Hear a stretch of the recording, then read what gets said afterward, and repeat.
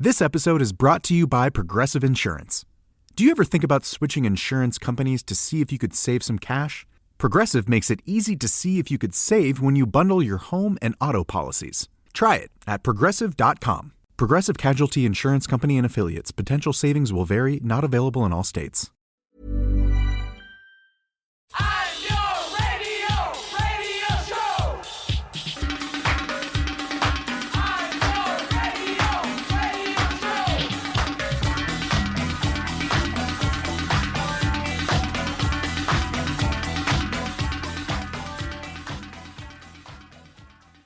Hello and welcome to this week's 909 podcast. We have a very exciting voyage to a special place. My co-captain, my co-pilot, my seafaring stranger this week is, of course, Andrea Cleary.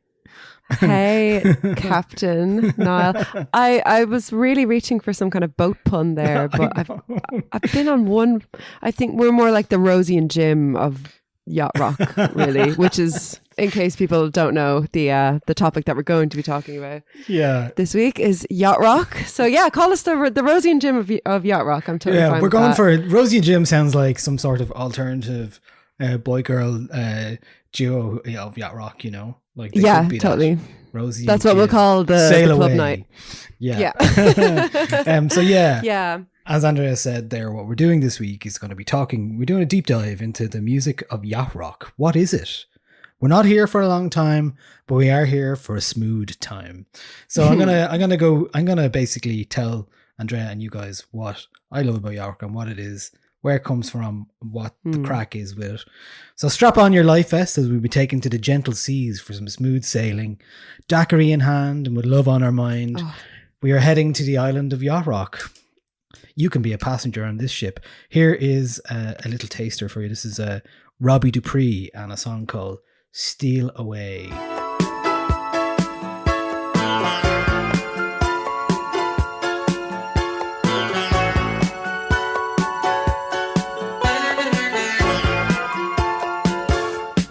Come on and hold me, just like you told me. Then show me what I want to know. Why don't we steal away? Why don't we steal away into the night? I know it ain't right. Don't tease me. Why don't you please me? But that's the kind of vibe we're going to stick with today, and that's what we're going to explain. Where did all this kind of soft rock, kind of yacht rock music come from? And where did the name come from? And what are the definitive yacht rock songs? Are there definitive songs? Can you define a genre? Can you define a subgenre? We're going to discuss that. So yacht rock is essentially soft rock of the mid-70s era from North America, specifically the west coast of the US, around Los Angeles. It can cover music from 1975 to 1984. I think yacht rock is much music in our musical histories are, their response to what came before, after the burnout of like 60s rock and roll and a lot of civil unrest. Sometimes what happens in times of unrest that the music gets a bit softer, more escapist. People are looking for something different and they're looking for some pure escapism. And yacht rock, in response to, what happened in the 60s and all the hippie heyday, and maybe even talk about like stuff like Vietnam, which stopped in 1975 directly, attributes to the yacht rock the West Coast sound. So really, like, yacht rock is a later term, which I'm going to get into and where. Well, that I think came from. it's important to say if we're talking about yacht rock politically, which I'll go into in a bit more detail later. But this wasn't a subgenre that kind of was born out of, like, if you think of subgenres like punk, for example, it wasn't a scene that was born out of anything like that. This is very much mainstream, big hits, big pop hits. So you're thinking about the big hits that aren't disco, I guess, from the late 1970s, early 1980s. Yeah, we're talking very much a adult orientated rock, AOR. We're talking the kind of thing that is probably made by very white guys, like a white rock guys take on like funk and R&B and jazz and folk. So who are we talking about? Well, we're talking about acts. I have a top tier of yacht rock acts, and they are the Doobie Brothers, Michael McDonald, Kenny Loggins, and Christopher Cross. Those four in particular are top. Then we've got a lot of mid tier kind of stuff. There some. I'm putting Toto in there in the top. Okay, all right. Well, you know this is an argument we can get into. Toto is here, Boss Skaggs, Robbie Dupree, who we just heard, George Benson, Al Jarreau, Lionel Richie could be particularly mentioned in there as well. Sure. Ned Doheny, Supertramp. Then there's the more questionable stuff, which a lot of people would include in Yacht Rock. Fleetwood Mac potentially, yeah. You could say, Don't Stop is a very Yacht Rock song, but some other stuff maybe that came later isn't. But it's of the era, right? And then there's the likes of Hall & Oates, who were massive and like such massive hit makers anyway, but they definitely had a few songs which fit the genre if you want to put them in there. And I think, generally I think if you feel like something should belong in there, I think it should be in there. I think it should be let it be in there. And Steely Dan, of course, one of my favorites, and one of the reasons that is cited for in terms of yacht rock is that the employment of very good high caliber session musicians, and Steely Dan were essentially Donald Fagen and Walter Becker, and they always hired the top class session musicians for their 7-song 1980 album Gaucho. Steely Dan employed no less than 42 session musicians for that album. So I'm going to play a bit of a song, Hey 19. So this to me kind of fits in with the yacht rock vibe, but maybe it's because I have a personal love for Steely Dan so much, but I don't totally think of them in a yacht rock's term. But here we go.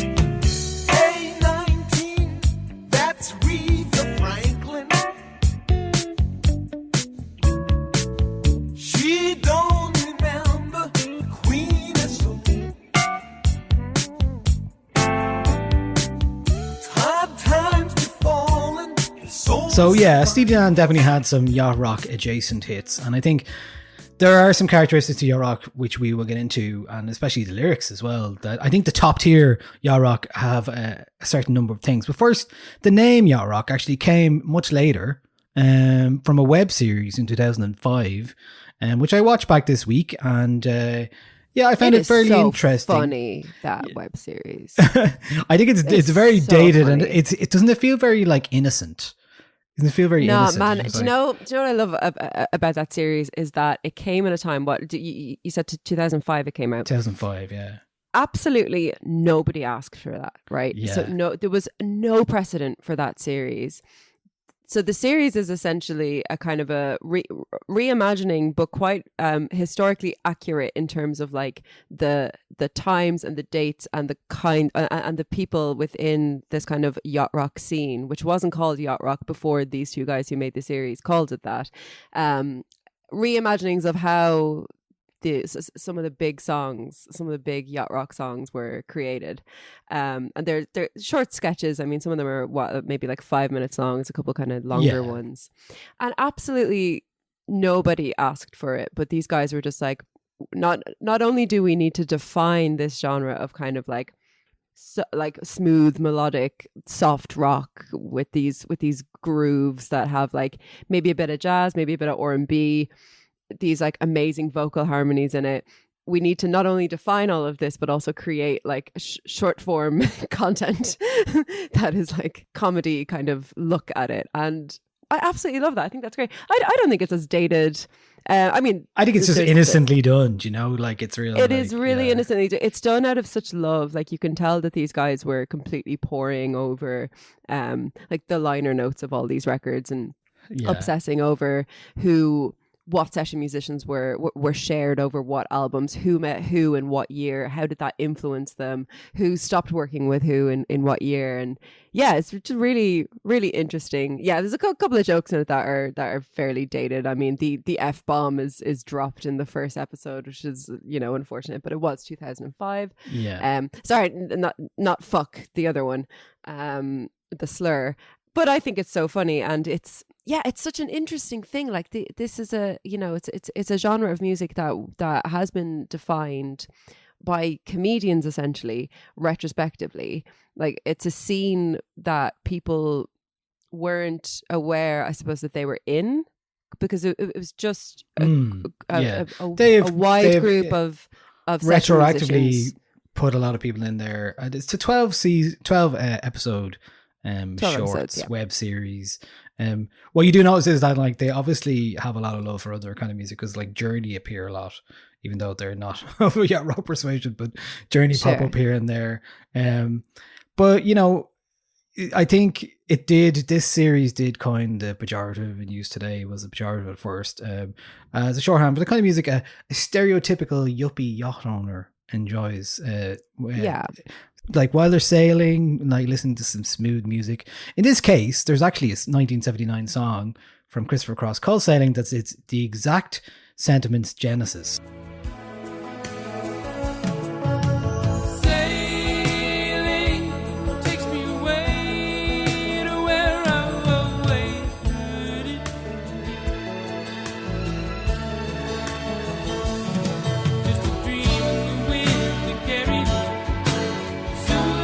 be free. So sailing takes me away to where I've always heard it could be. Just a dream in the wind to carry me, and soon I will be free. So escapism is a big part of yacht rock. And there's also this song from 1972, which encapsulates the yacht rock spirit, although it came a bit earlier, so maybe isn't considered for a lot of people. It is, but this is Summer Breeze from Seals and Crofts. Summer breeze makes me feel fine, blowing through the jasmine in my mind.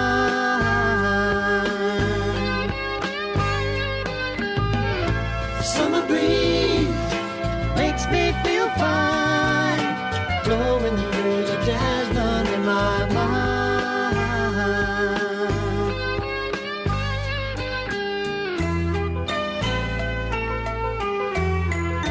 Now that is perfect. That is kind of like it's halfway point between pure yacht rock, and you can hear some elements of the 60s psychedelia in there as well, which I really like. So what are the defining characteristics of yacht rock? Well, it's smooth, it sounds good, it sounds melodic. It's not really, it's not typically focusing on rhythm. It's typically contains elements of jazz, rhythm and blues, and rock, and a bit of folk. Very little acoustic guitar in yacht rock completely. Mm-hmm. A lot of electric pianos or Fender Rhodes pianos. And one song, which you will know, of course, because it's an absolute banger, is, and one of the biggest songs going, is You Make My Dreams Come True by Hall & Oates.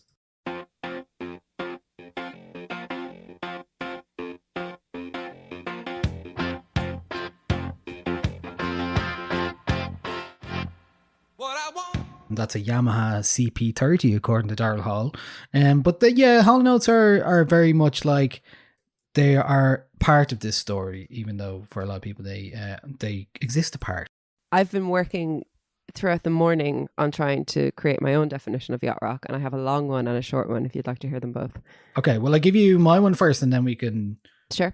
Yeah. So kind of drippy keyboards, bright summery melodies, melancholic lyrics, generally about escapism, impassioned sentiment, concerns of a heartbroken gentleman. That's what I would say. I love the use of the word gentleman there as opposed to man. I think that's very important. Yeah. So what are your definition? Okay, so my long definition is smooth melodic music, typically with percussion that grooves, borrowing from jazz rock and R&B, deceptively complex harmonically with catchy melodies, high octane instrumentation with shared session musicians. And my short definition is harmonically complex, easy listening. Yeah, nice. That's So my here's because I do think that to call it easy listening would kind of not quite do it justice, because as we'll hear throughout listening to a lot of these songs, and a lot of these songs will be familiar to listeners, there is a lot going on musically, and it takes a lot of effort to make music like this sound this smooth and sound this easy. When Well, that's really it. I mean, there's a lot going on, you know. these are experienced players. They are people who hire only the best and play with only the best. So yeah, there's that element to it. Here's Toto with Rosanna, which is another example. Yes, please. Can you play the solo?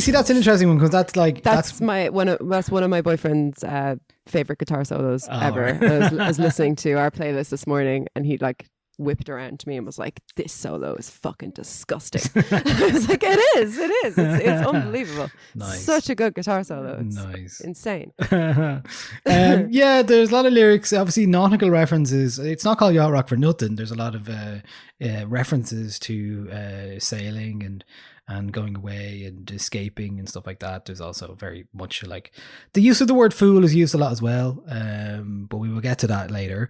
Here's another track from John England and John Ford Colley from 1975. This is called I'd Really Love to See You Tonight. I'm not talking about millennium, and I don't want to change your life, but there's a warm wind blowing the stars around, and I'd really love to see you tonight. And here's another I want to shoehorn in. This is from Airplay. It's called Nothing You Can Do About It. And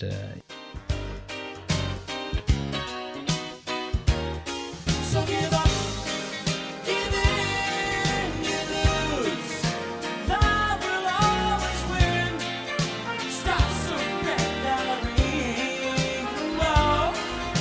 Stop resisting.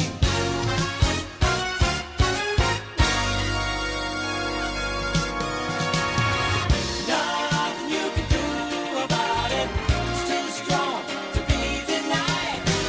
Nothing you can do about it. Relax, enjoy the ride. Don't you try to it's too strong to be denied. It certainly is. So His to go- boat, that is. to go deeper, there's a couple of pieces that I read this week which I'm going to share a little bit from. There's a piece from Stephen Orlovsky from 2019 called In Defense of Yacht Rock from theweek.com, and he says about Yacht Rock was an ideal, one that saw the benefit in leaving art untouched by the outside world, a refusal to let the man change anything. If painting commercial soft rock musicians as countercultural icons sounds like a stretch, that's because they weren't really counter to anything. They were the culture.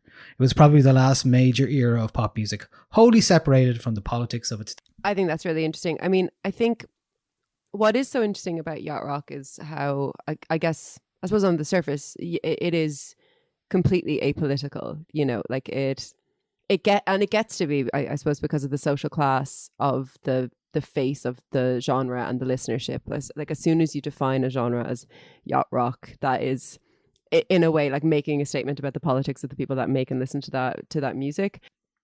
It's political in what it's not saying, I suppose. Certain classes get to be apolitical in their music and others don't. Like punk music has to be political. I suppose around this time we would have been more getting into kind of post-punk. But this is easy listening for people who have it easy, I guess. And if you have a boat, you're probably not going to be listening to Fuck the Police, or like if you want to take a day off from the politics of the day and enjoy your boat. And boat I'm using here as a kind of a wider, you know, and you want to enjoy your material possessions. Your and nice affluence. lifestyle. Yeah, but there is, there are a lot of black musicians in this genre. They're like session musicians. But the face of the genre is white, kind of the Reagan era upper middle class to upper classes. But I do think that there is a bit of an issue with defining it as entirely apolitical. And then I think as the revival continues, it'll be a bit less about the promotion of that kind of perceived material excess of like the yacht portion of yacht rock, that seems to have been kind of leveled at it in this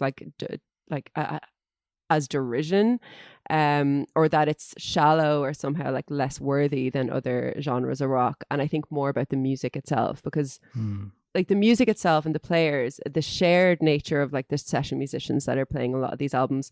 I read this really interesting point by a writer called Michael Grasso, Grasso, who asked what are the session musicians of particularly like the 1960s and 1970s, but he included yacht rock in this, but basically the proletariat of the music industry who were having their day at last after decades of overwork and underpay, generally exploited without credit on like tons of major label releases. And I think that's certainly something to think about when you're thinking about like the class aspect of yacht rock, which to me is one of the most interesting elements of it. Like Toto, for example, is a session, is a super group of session musicians, and he makes the argument that the kind of the rise in these kinds of groups are these musicians having their day. And it might be a stretch to say that is, indicative of them seizing the means of production, as it were, but they are getting their names on major releases where a lot of these musicians beforehand weren't. So I think, like the listenership, or the perceived listenership, or the listenership of the day might be kind of bougie white boatmen, but the musicians certainly are not. And I think this is why I texted you earlier about what I asked you whether or not we think The Logical Song by Supertramp is yacht rock, because I thought it might have been excluded from it because The Logical Song is quite a political song, and maybe it's, if we are counting that as yacht rock, that might be the most political that this genre kind of goes. There's times when all the world's asleep, when questions run too deep for such a simple mind. Won't you please tell me what's wrong? I know it sounds absurd, but please tell me who I am.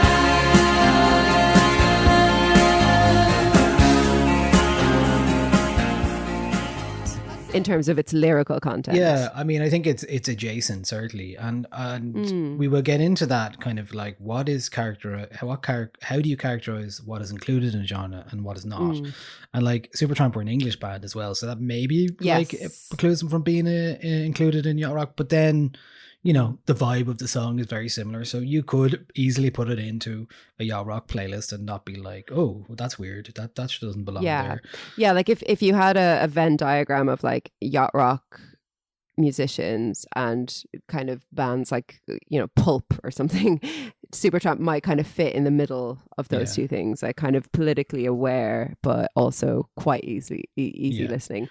But I mean, it's interesting because I suppose we're thinking about the politics of yacht rock in a way that obviously it was not being thought about at the time, and I'm sure like with the revival of this, even post 2005 with that web series, even the kind of the significance that the genre is taking on now, the excitement that a lot of people, a lot of millennials in particular, have about this genre is really interesting, because I think when the initial revival happened, there was probably, I think, at least a tinge of irony before we kind of move. But then with millennials, like, we're such an interesting group of listeners to music, because we have, I think, as a whole moved into this kind of post-ironic musicological appreciation for this genre and others like it. Like, I think we're the first generation of music lovers to embrace an intersection between like nostalgia and kitsch in a way, we embrace it so much that it comes full circle. So when we play Toto Toto's Africa at a party or something, maybe 10 years, like maybe a decade ago, that was it was done with a bit of a kind of wink and like, oh, I know I shouldn't like this, but I'm playing it anyway. Whereas now we are fully earnestly engaging with that music. And I think yacht rock is kind of it's a good example of music that's being embraced with this kind of sense of like post irony. It might have started out as ironic, but these songs are like beloved. And we don't really listen to music ironically anymore. I think that specifically like Gen X sense of irony and derision is lost with us. It's much more acceptable to embrace a kind of a genuine, earnest love for the pop we music live of in the a past. genreless world now. Our tastes I can think- easily flip between dance and pop and R&B and whatever else, and trap and drill and, Totally. and yacht rock and whatever. So it Yeah, doesn't really and matter. we embrace the music of like, you know, maybe 15 years ago we started to come back around to the 80s and think, oh, wait a minute, 80s pop music was absolutely banging, because we weren't the teenagers or the 20 somethings of that day. We were just after that. And I think that now a similar thing is kind of happening. And I don't know about you, but I think if I was to meet somebody at a party or whatever it is, and somebody put a song on and put it on in a way where I thought they were just playing it ironically, that would be really weird to me, and that would put me off that person. Whereas if somebody is like putting on any one of these songs, or if somebody walks into a room and puts on Phil Collins and is like, I fully earnestly engage with and adore this song, I'm like, yes, absolutely. And I think that's a decision that was kind of made by our generation at some point collectively, where we are post-ironic now. We do not engage with things ironically. We have only earnest love for this stuff. And I think yacht rock is such a wonderful example of what you can get out of a genre when you stop pretending that you're too cool for it, because this music is so good. Like it's clean, it's crisp, the production is amazing. Like we played the solo from Rosanna there, which is incredible. Like these musicians were the best musicians of their day. You know what I mean? Like some of the tracks in this playlist are like doing really complex stuff. Like there's some are in halftime. Some have these like amazing rhythmic shuffles, like that. Nothing you can do about that airplay track. The harmonies are really complex. The playing is impeccable, and it has this kind of.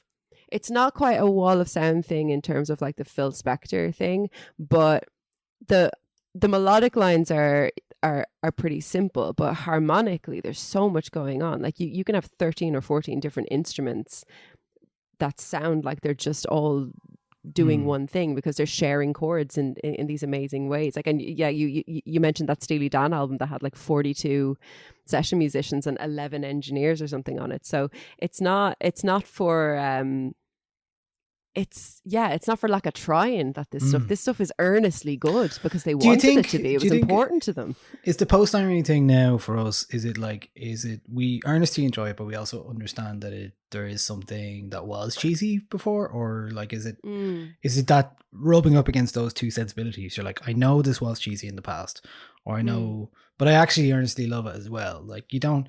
It's a bit like we did an Italo episode a while back, and you're like, there's an element to that where you're like, totally, I know this shared senses there with those. Yeah, exactly. You're just like, this is a bit gas, but also it's great. So gas and great, you know, that kind of idea is like, it's both things at once, and that's what makes it so special in a way, and it's what makes it very unique. Yeah, I totally agree with that, and I think that, you know, we spent like as specifically the 90s, like alternative culture in the 90s was really concerned with being kind of snooty towards the pop culture of the day. And I mean, I suppose that's always been part of being in kind of counterculture or subcultural groups. But I think if you look at what our current counterculture is, I mean, you could argue that the lines that are drawn between the pop culture and counterculture these days are really they're not nearly as defined as what they used to be, certainly in the late 1970s. And I think that we just don't have we've kind of lived through the sneer. It's not cool to sneer anymore. It's cool to be earnest now. And I mean, now you go on TikTok, you look at TikTok, you can see how much Generation Z are influenced or kind of have this like next step ownership over earnestness. I think that yacht rock, Italo disco, this stuff that we're now revisiting, like the musos of today or the people who are interested in music today are revisiting from the past and being like, no, this was fucking good. There's no like nobody should have been sneering at this. This was good pop music. Because I suppose our pop music now isn't as harmonically complex as this.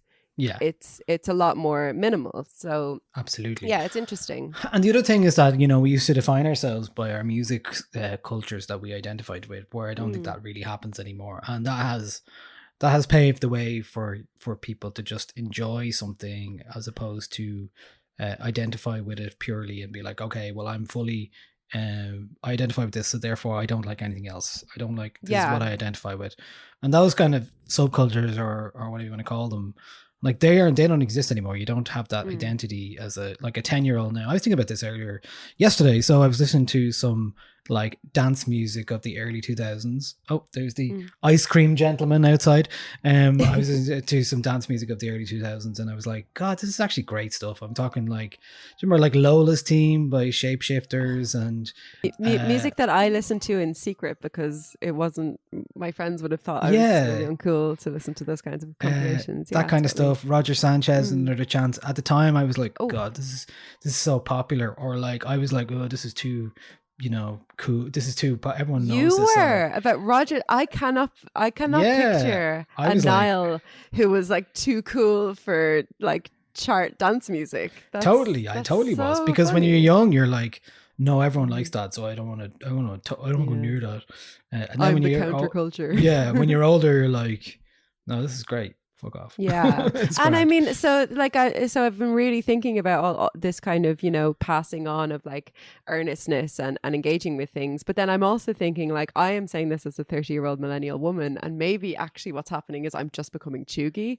So I don't know, but I think it's a really interesting, like revival of earnest love for particularly pop music is a very, very interesting generationally defined thing. And I think us as millennials, we will keep doing that because we're probably the first generation that is defined by how much we engage with nostalgia in pop culture and by extent in the music that we listen to as well. So yeah, it's really, really interesting. But yacht rock is class. And it's great because, it's not, we both had definitions there of it, and there's loads of definitions if you go and you go and look online, and yeah, it absolutely does share a lot of things. Like people will mention how smooth it is, people will mention the lyrical content, but the thing about yacht rock is it's one of those things, it when you hear it. And you could totally have an argument with somebody about whether or not a song is yacht rock, like Supertramp, but it's a vibe more than anything. It's not defined by a class. It's not defined by a group or a subculture. It's actually, like, in a way, when you think about like the group that it is sort of defined as, like rich white men who own boats, like, of course that's not the only people who engage with this music, but we're taking on the vibe of those men, and that's really interesting and weird. It's this whole post irony thing has just sent me today. I'm just thinking about this so much. So sorry if my thoughts on it aren't very clear, because I'm still kind of figuring it out. I do think that's interesting to ponder in the context of this Yacht or Not Rock website. So Yacht or Not. So NYACHT, and that's a podcast too. Yeah, so these are the guys that started the Yacht Rock web series, the four of them. They actually have set this website up, yachtornyot.com, and on it you can see their scores for what they consider to be the number one and all the way down. A score of 100 basically, so 25 each or whatever, 100 each, and then they scored them. Yacht Rock is a spectrum. The average, yeah. You know? But, I have a bone to pick to some of them because they don't have any Hall & Oates songs in there. They say that, certain things aren't and certain things are. And I think that, look, I think you have to forget the gatekeepers and the snobbishness around Yacht Rock. And it has to, if it feels right, it is. It's a right? vibe. It is. Has So to be a vibe. here's an example. Here's a song that they didn't pick on theirs, which I was like, nah, man, that's definitely Yacht Rock. And I can't understand. This is perfectly encapsulates this. And so it's Rupert Holmes. The song is called Escape, and it's the Pina Colada song in brackets. Oh, interesting. Said, I never knew that you like pina coladas and getting caught in the rain and the feel of the ocean and the taste of champagne. If you like making light in the dunes on the Cape, you're the lady I've looked for. Come with me and escape.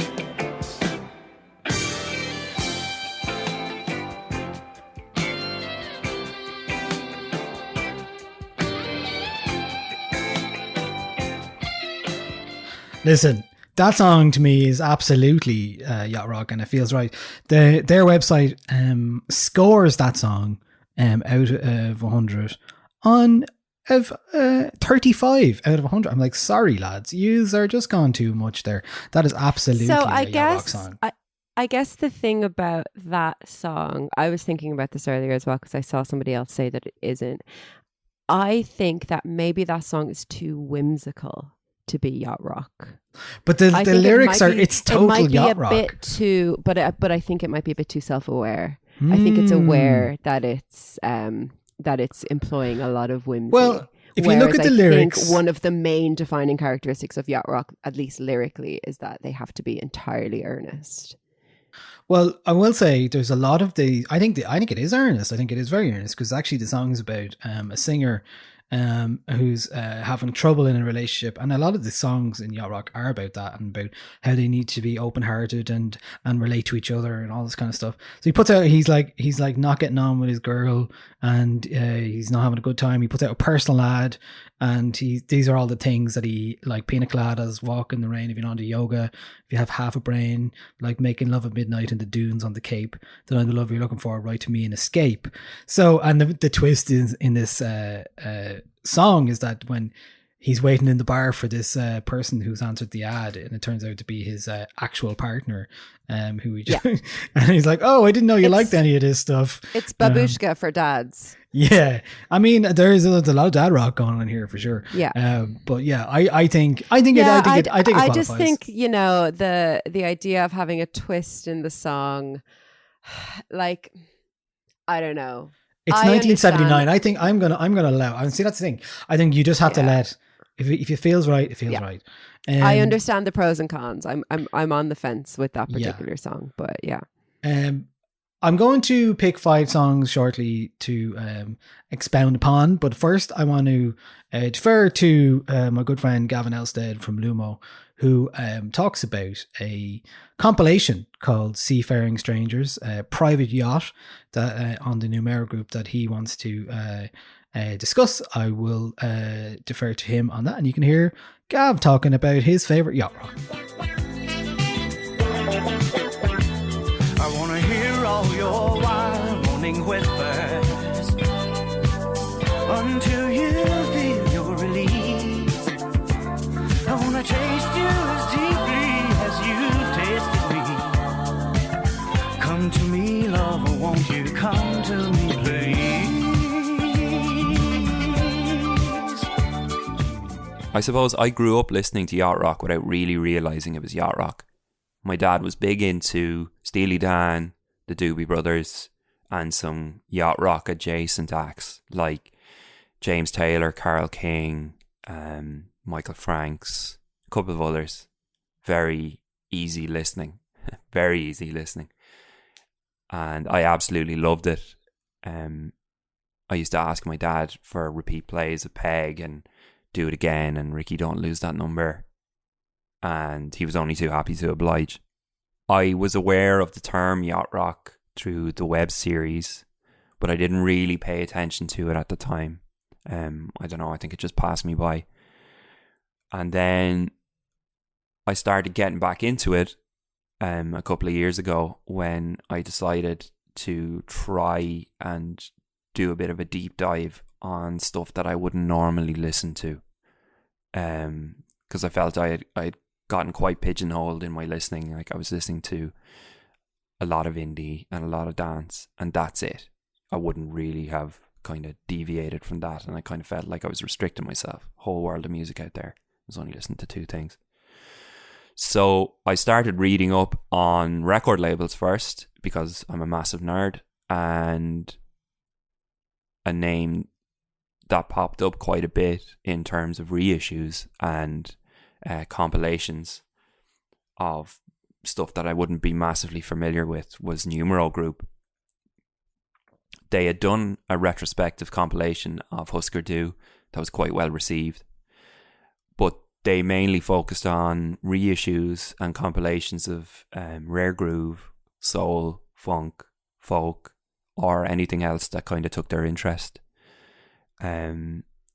They released a series of compilations under the banner of Wayfaring Strangers, one of which was an acid rock compilation from the 60s and 70s, and another which was Cosmic American Folk, which I think if you like yacht rock, there's definitely something in there for you, so I would advise you to check that out. As part of the Wayfaring Strangers series, they released a compilation called Seafaring Strangers Private Yacht, which is the yacht rock compilation. All the tunes on the record are from private presses or master tapes that had been long since forgotten because the rock and roll dream had died for this particular person or band, and they went back to the day jobs and forgot all about it. And Numero Group did a great job in tracking down all of these tunes through friends of friends or finds at car boot sales or hearing about them through the grapevine. One tune might lead to another. That's generally how they operate. And the compilation that they've put together is absolutely amazing. So much good music on it, and it would be a shame to think that without their intervention, this kind of stuff would never have been heard. In terms of favourites from the record, Jim Spencer's Wrap Myself Up in Your Love, which opens the record, is quite indicative of what's to come. It's very Linen, very Deck Shoe, very Hazy Sunshine, very excessive, if you catch my drift. Other notables are Ned Doheney's Before I Thrill Again, Your Burning Love by Steps, and Madam Operator by Madness. Not the Madness. Highly recommend this compilation. It's great to have on in the background at a party, or, you know, if you're a DJ and you want something nice for a warm-up set or something like that. It's just really good. It's like there's music on it to suit every mood, and can't recommend it highly enough. I'll never let you go. I'll never let you in. Someone stop me before I feel again.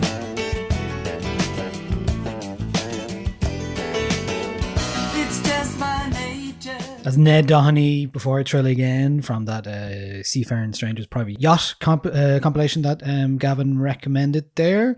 Yes, there's a few songs on that. Like there's a song, Gary Marks has a song on it called Sailing. There's Canyon with Country Loving, and there's a line that says, "Here comes the rain, baby." Chicka, chicka, ah, chicka, ah. And then Salty Miller's song, One More Time, actually features seagulls as well. So do check that out. But what I wanted to do next is, if you allow me, I'm going to pick 5 yacht rock classic songs, right? And we're going to go through them very quickly. Just some definitive songs. I think everyone can agree that this next song is indeed a yacht rock classic. Yacht rock And, classic. it is the ultimate, perhaps, on this list. This is the Doobie Brothers, What a Fool Believes. Oh,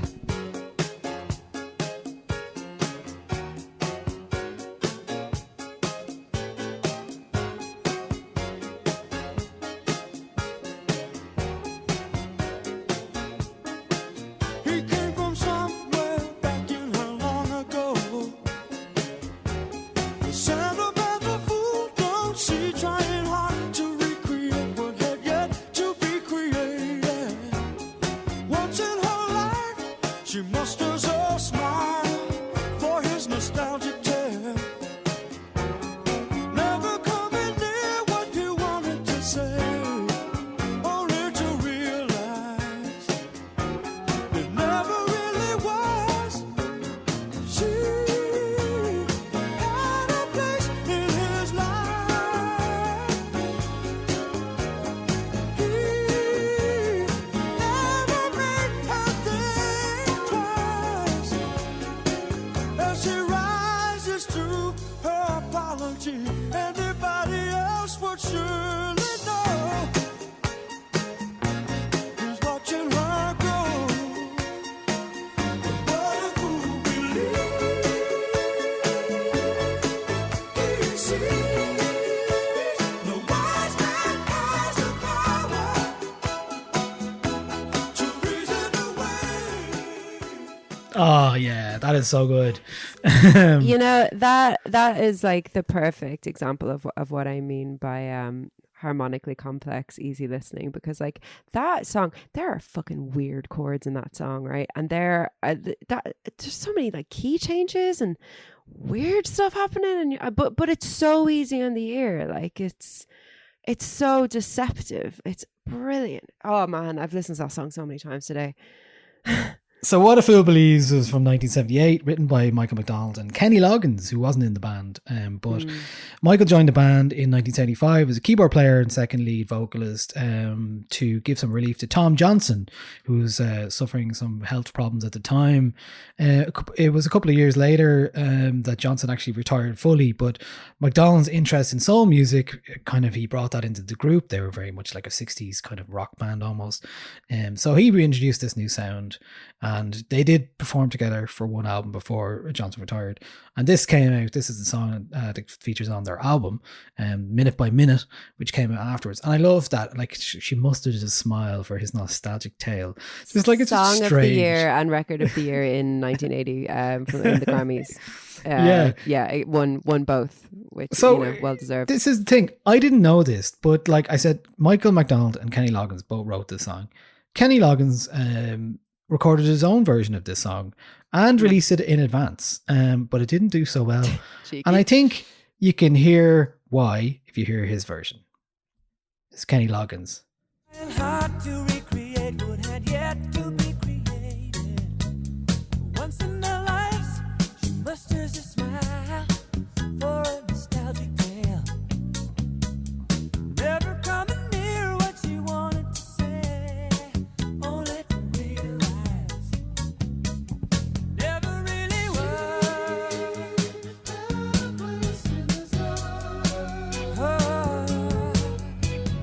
He never made her think twice.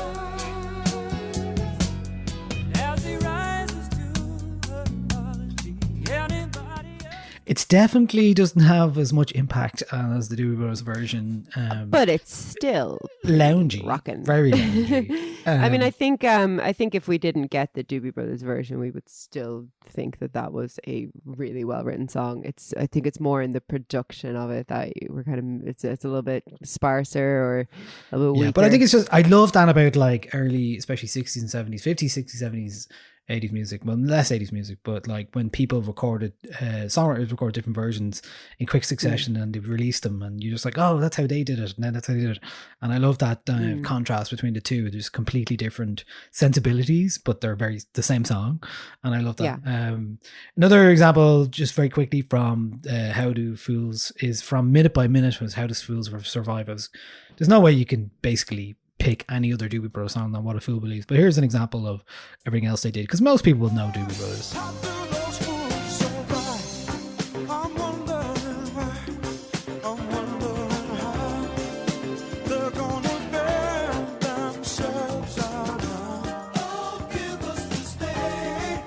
shaking my head. Michael was a big fan of the word fool, and that is one of the defining characteristics for a lot of yacht rock music, it seems. Michael McDonald obviously went on to a solo career. You know, I went to see him in concert a few years ago in Vicar Street, and he said that his family are from Tullamore. So there you go. And you will know, of course, his famous song, I Keep Forgetting, which sounds I keep forgetting we're not in love anymore. I keep forgetting things will never be the same again.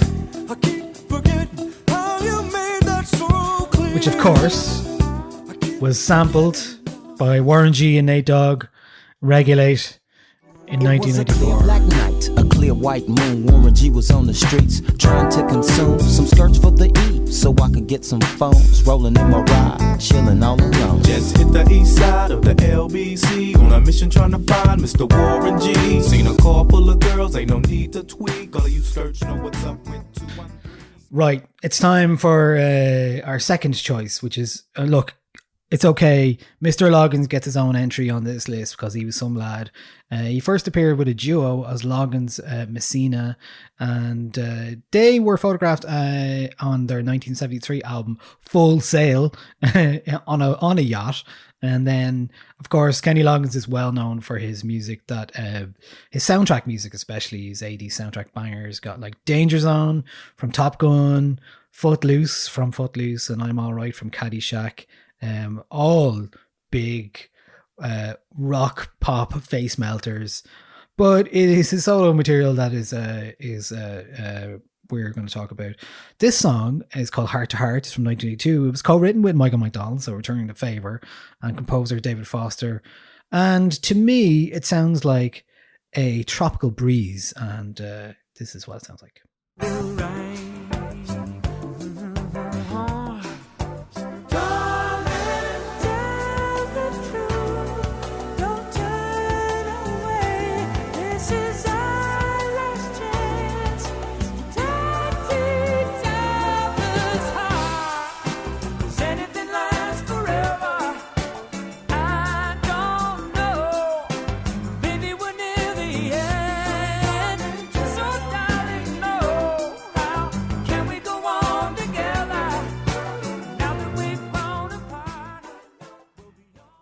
Again, a bit like Escape, the Pina Colada songs, is about the only way to preserve a relationship is to like allow yourselves to open your hearts and get to know each other better, and before you grow apart. So yeah, there's that sensibility was very much there. It's his like emotional dad rock, right? And then the 1979 album. A woman is like a boat, Niall. You just got to open your heart to it. Like treat her like a boat. boat, and treat your boat like a woman, and everything will probably name work your out fine. name your boat after your woman and see what happens. Your woman, and your then woman there's also after this your song. boat. It's fine. This is a 1979 album called The Fire, Keep the Fire, from Kenny Loggins, and this is another fine example. This is called This Is It.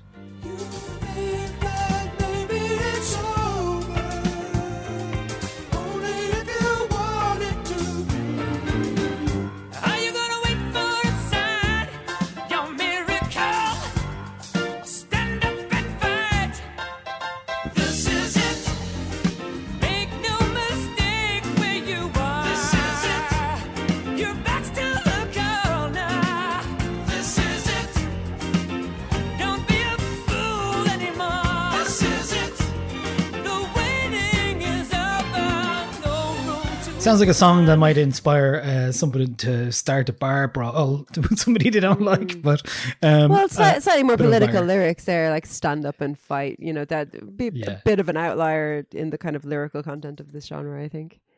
True. Fight for your right to own a boat.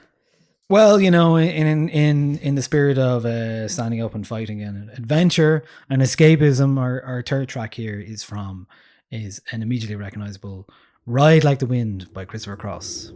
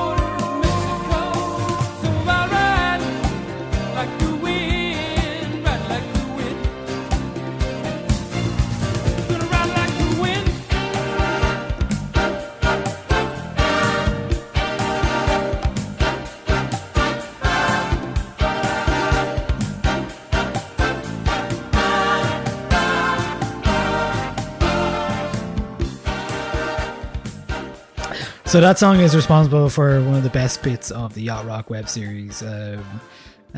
Basically, there's a part in it where you see that is Michael McDonald, of course, on backing vocals again, and there's a part in the clip where in the series where he's literally running into the studio just to catch the moment when he sings "Just a Long Way to Go." Such a long way. Unreal.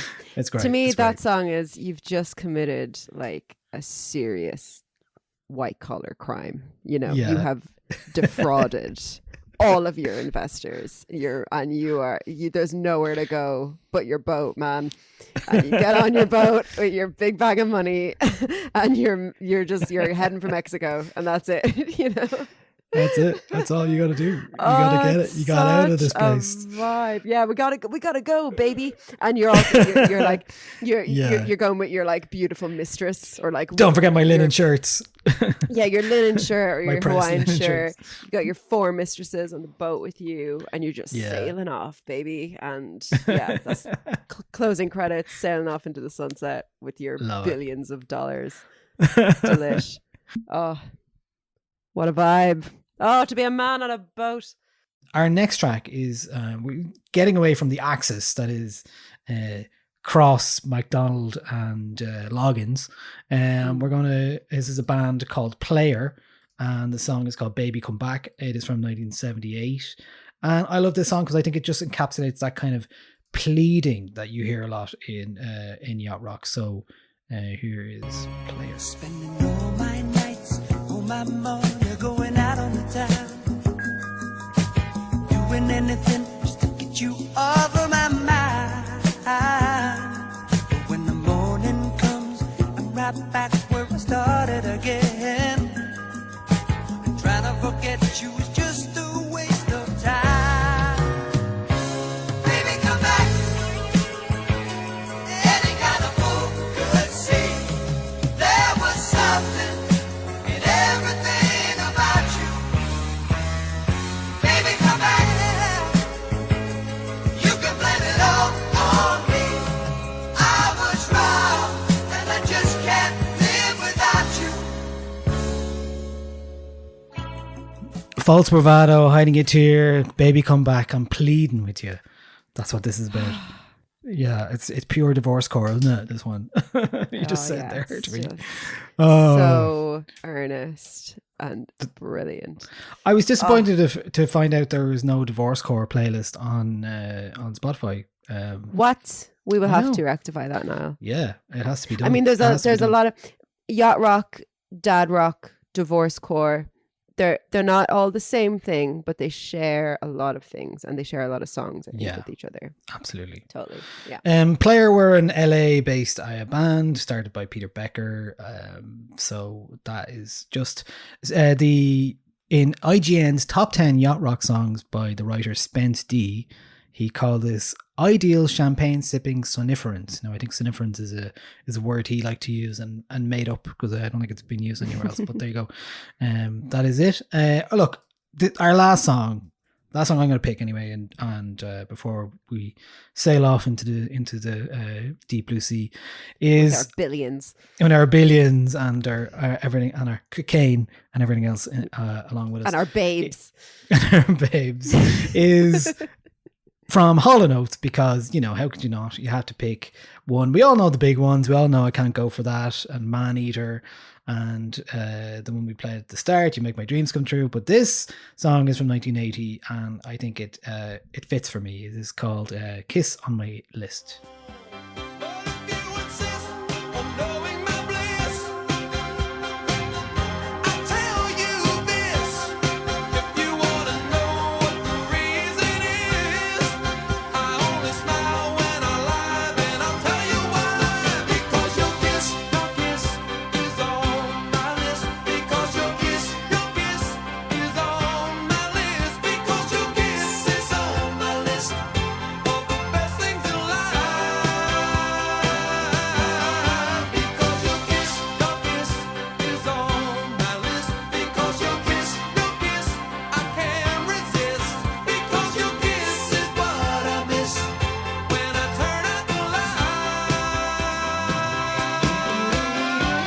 So that's Hall & Oates, Kiss on My List, 1980. I mean, what a jam. What a Oh, jam. yeah. Imagine coming out of the studio with that. You're like just coming up with that, even at the riff at the start, you're just like, just like pure vibing. so nice. Gorge. Love it. Anyway, And listener, if you are thinking, wow, Niall and Andrea, it's not like you to go through an entire episode of the podcast without playing a single woman. That's Yacht Rock. It's literally like I found a Women of Yacht Rock playlist, and I did mean, you? Yeah, there's Phoebe I don't Snow, know. Denise Williams, there's Carly Simon, Dusty Springfield, the Pointer Sisters. To me, those songs they're adjacent, I think, but I think one of the defining characteristics of Yacht Rock is the perspective of the person singing. I think that person singing has to be a kind of like man. I guess Has to be, yeah. Maybe not. I don't think know. so, yeah. I'm very much. I'm not glad an you brought it up expert because in I this meant to genre. address that earlier, but because looking at all the Yacht Rock playlists, you're like, yeah, no, these are all men. These are definitely they're all men. men. They're Like all even men, the official Yacht Rock certified playlist has like tracks from Diana Ross in there and a few, not many, but a few others. But yeah, pretty. I don't like the Pointer Sisters you mentioned, but I don't think the sensibility is quite the same. I think and it is what it is. different. This is a very particular, group of men born from a similar background who, and it is unusual. And I not certainly the love- musicians, but the perspective, I think. Yeah. And I guess Italo was sort of a bit like that as well. I had a women issue. I think I brought it up in that one as well. But most if there are kind of genres of in the past were male dominated. It is like and that's that, yeah. unfortunate. But if there's any crate diggers out there who are really into Yacht Rock, who know some women artists who were engaging in this genre and are very much considered part of this genre, please do let us know, because I would be really interested in compiling a playlist of Yacht Rock women, because women can get divorced and own boats too. It's the 80s. Women can own boats. They can't be a member of the golf club, but they're allowed on boats. So there is that. But yeah, Okay. that was quite a collection of songs that you worked on there. Well done. Thank you. Congratulations. Two more things. There is, of Painstaking. course, a Yacht Rock subreddit, simply titled Yacht Rock course. And one of the term that I didn't get to include there, but I really enjoyed reading, was that the BBC4 did a documentary on Yacht Rock in a number of years ago, which they isn't available online. So it was presided over by Katie Puckrick. Do you remember Katie Puckrick? Former presenter from The Word and The Sunday Show in the 90s. Yeah, you'd know if you saw a picture of her. And she called Yacht Rock, she nailed it, I thought, with the term ennui deluxe, and I thought that was lovely. Just a lovely way of putting it. Aspirational but not luxurious, jaunty but lonely, pained but polished. That was another description which I read this week. So listen, I really enjoyed this. It took me away to a faraway land that is not like my own, and that's one nice thing about music. I think we'll do another deep dive again soon. I think we are doing another deep dive of a modern persuasion very soon with a special guest, but we will keep that for the intrigue to come. And if you have a genre that you would like us to do a deep dive into, you can send us an email. Probably best to send it to me while we still set up our actual podcast email. If you send it to Andrea at Jeez, I should do that. I'm going to do that right now. We will do that. Andrea at neither9.com. You can send me an email and just put podcast somewhere in the subject line, and I'll know it's about that. And let us know if you've got a genre that you want us to deep dive into. Could be a big genre, could be something niche, but we are really enjoying these sorts of episodes. And so if you are too, let us know what you want us to look into. Lovely stuff. Okay, I will say podcast at 909.com. You should be able to get us with that as well. Okay. All right. Okay. Maybe send it to both in the first week, just in case. Okay. All right. Otherwise, that's it. If you enjoy what we're doing here, it is patreon.com/909.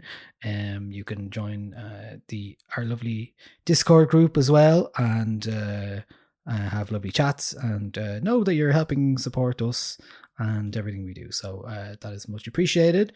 Andrea, thanks so much. We are taking next week off because I'm actually on holidays. I'm going on a holiday. I'm gonna leave this city and get on a boat. I might actually Leave this get on a one boat. horse town. Yeah, I might actually get on a boat though at the same time. Sweet. So I'm looking forward to Please that. send photos if you get on a boat. Just do a whole Yacht Rock photo shoot, please, for the love of God. Very good. I think back in the, I was saying to you, we did Yacht Rock hour at our Lumo club all together now thing. So I'm really hoping we can get back to doing that again sometime soon.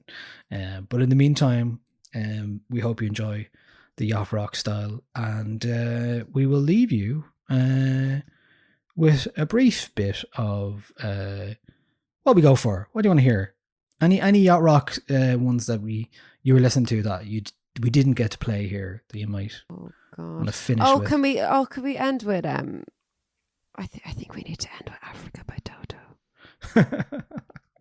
All right. Okay. Is that right? Is that okay? That is okay. Not ironically. I just love this song. Okay.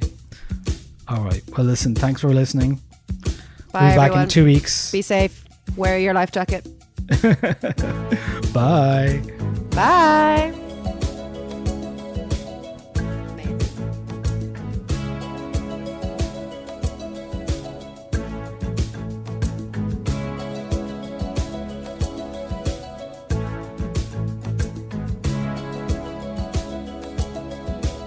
I hear the drums echoing tonight, and she hears only whispers of some quiet conversation. She's coming in 12:30 flight. The moonlit wings reflect the stars that guide me towards salvation. I stopped an old man along the way, hoping to find some old forgotten words or ancient melodies. He turned to me as if to say, hurry boy, it's waiting there for you.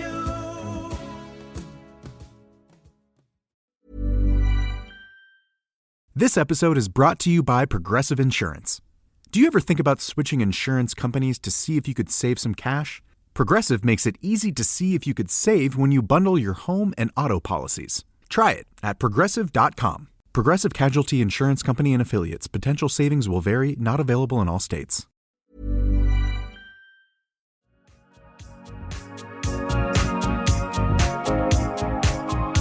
Thanks for listening to the 909 podcast.